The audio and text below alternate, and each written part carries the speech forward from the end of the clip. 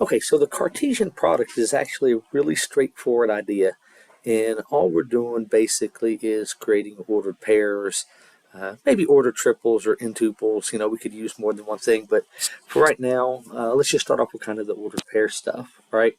So with a Cartesian product, we always just start off with two sets. Okay, so let's just do a nice easy one. And then let's say B is the set 1, 5, 7. Okay, then A cross B would be anything that has as its first element coming from set A, and the second element has to come from set B. So we could pair up 1 with 1. We could pair up the 1 with the 5. We could pair up the 1 with the 7. We could pair up the 2 with the 1, the 2 with the 5, and the 2 with the 7. We could pair up, then use the 3, 1, 3, 5, and 3, 7. So that would be the product of those two sets. Okay? Now, if we're using numbers and stuff, we can always graph those to see what they kind of look like, and sometimes that's pretty handy to do.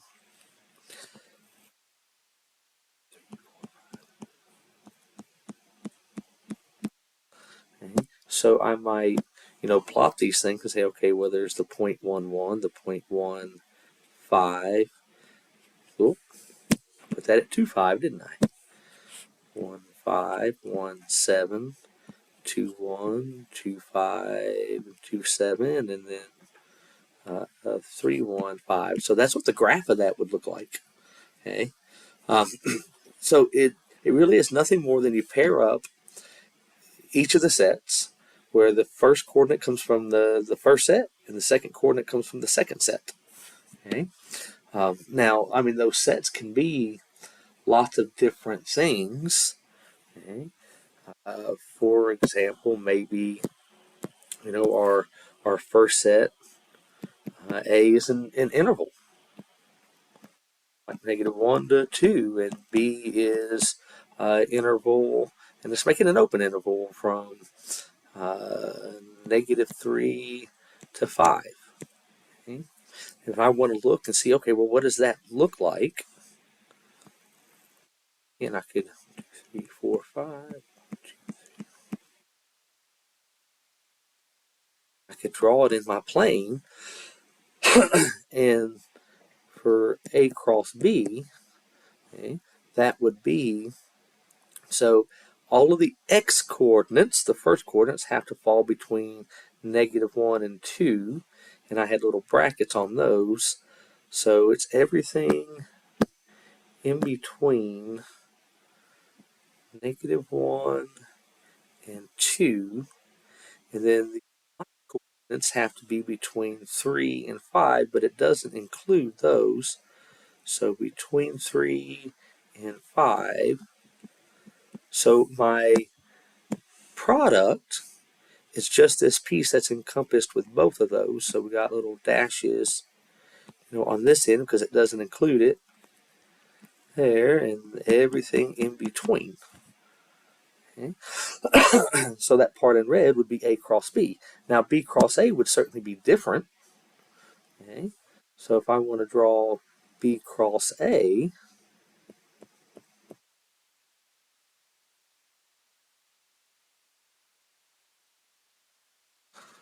so B cross A, then the x coordinates will be between -3 and 5. -3, 5, and then the y coordinates between 1 and 2, -1, I'm sorry, -1 and 2. So B cross A would be this rectangle here. Of course, everything in between, since it's an interval, and A includes everything between the -1 and 2. Now we could do other kind of funny things, and a lot of times I think looking at the graphs of them help a whole lot. I need to add page maybe. Still some extra room. Um, so, what would z cross z look like? Well, the first coordinate has to be an integer, and so does the second coordinate. So I can't list all of these things out, okay, because there's infinitely many of them.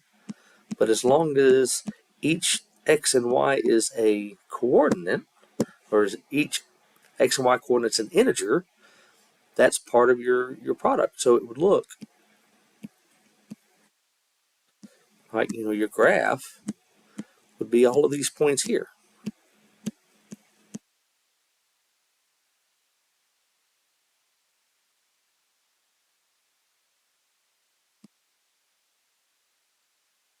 And blah, blah, so forth and so on for every one of these.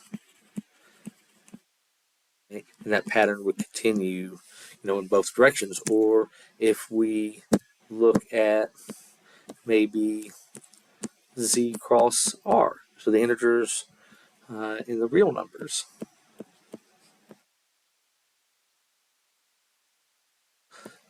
So the x coordinates have to be integers, but the real numbers can be, well, any real number. So the graph of that would just be a bunch of vertical lines because the x coordinate has to be one of these integers. Okay? But the y coordinate can be any real number output. So, and of course this pattern continues both, left and right, in either direction. So it'd be a bunch of vertical lines, and if we switch those and did r cross z, it would be a bunch of horizontal lines. Okay? And there's nothing that says we have to stick to 2 dimensions. Okay, I could say, okay, well, let this circle be the xy such that x squared plus y squared equals 4. Okay. So we know that one's a circle, okay, where x and y are real numbers. I better put that one in there. X and y are elements of real numbers. Okay. And then we could let the other one just be like, say r is all of the x such that x is between -5 and 6. Then we could always do C1 cross R. Now this is going to be 3 dimensions because our here, this is a 2-dimensional thing, right? Because we've got an input and an output type thing, an x and a y. And this is another coordinate in there that's kind of an output. Okay? And I'm going to have a lot of trouble drawing this. Okay? But let's just orient our plane like we kind of normally do. Okay? And let's say, this is x, this is y, and this is a z. Okay? So C1,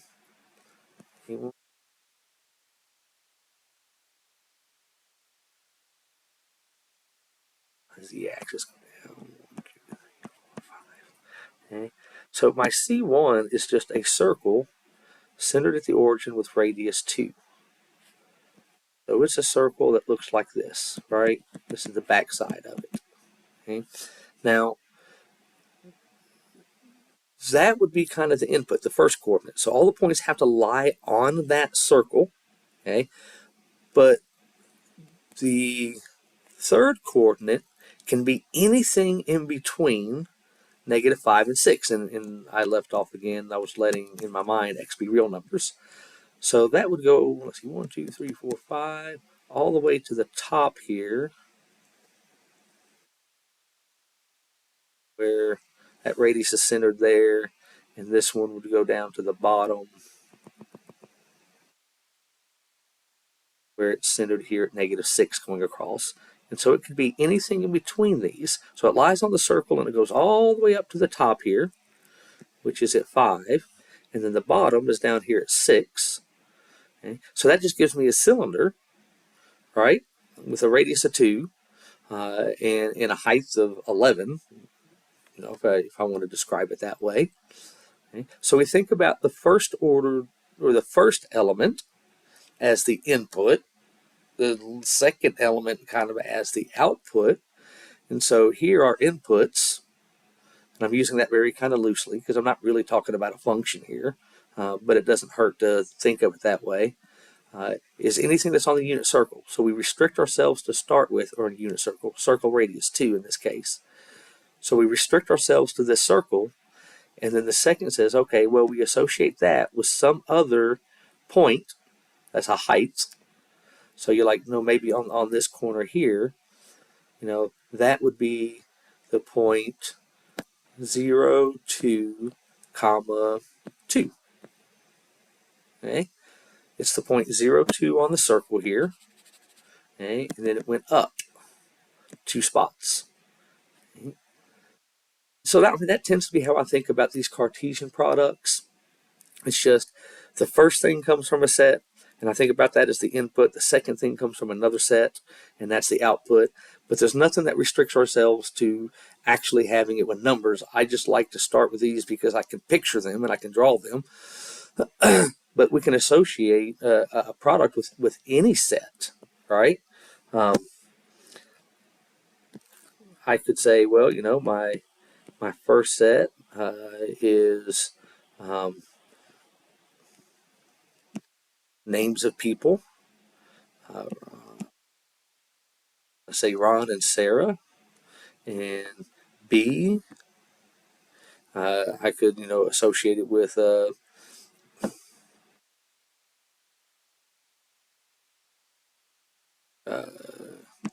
like a rich or poor, whatever. I don't know. Okay. And then A cross B might be the set that with Ron and Rich is an ordered pair. And then you could have maybe Ron is poor as an ordered pair. And then Sarah, Rich, or Sarah poor. So that's all we mean by a Cartesian product. Okay. So um, maybe this helped clear it up just a little bit. I said it's something that you've done a lot of, and you have a lot of experience with, but it never has been probably kind of formalized until now. But you graph things, for years. And you've made those ordered pairs for years and know what those mean. These are the same things. We're just extending the idea a little bit in that we can use any set to do this. Okay.